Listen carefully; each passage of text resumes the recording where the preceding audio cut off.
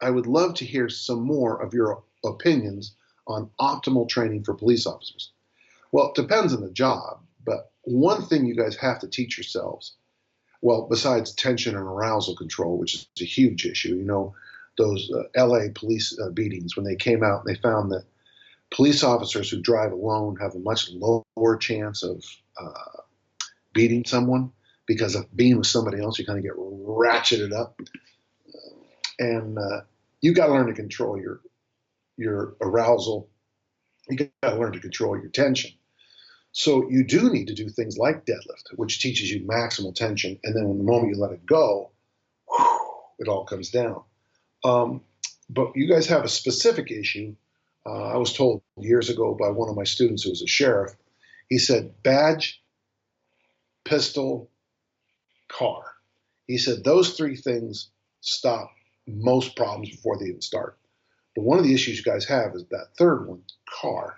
And if you're driving around all day long, and doing paperwork, and you stand up for a short amount of time and you sit back down, and then you're expected to do something dynamic, you're in trouble. So one of the things you have to probably do is something that we would call, I used to call Lippinos, but now I call them lift and sprints, where you do goblet squats followed by sprints, hinge work, deadlift followed by sprints, immediately. You wouldn't even be a terrible idea for you to do some things in the workout where you sit in a chair and then bounce out and sprint. You need to work a lot on so that would be number one, would be the Litvinov's families, and then thinking clearly about the chair problem. The second thing you want to think about is what I call level training.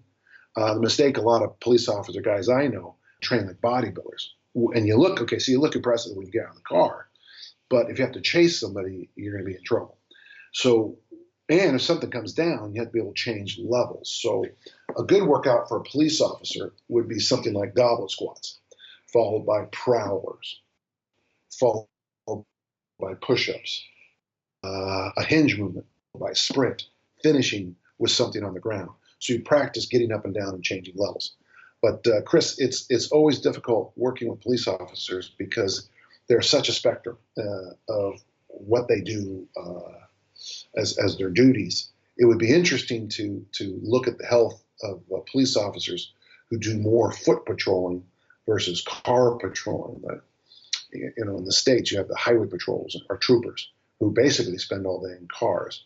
It'd be interesting to look at their health versus, someone who does the old-fashioned patrols. But it's a difficult field that you're in, and I appreciate what you guys do for a living, but very much so.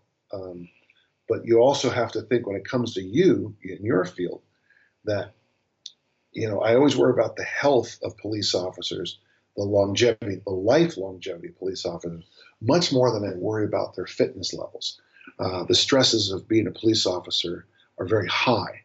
So to me, any interventions I would do with the police officer corps would be a little bit more on the health and longevity side.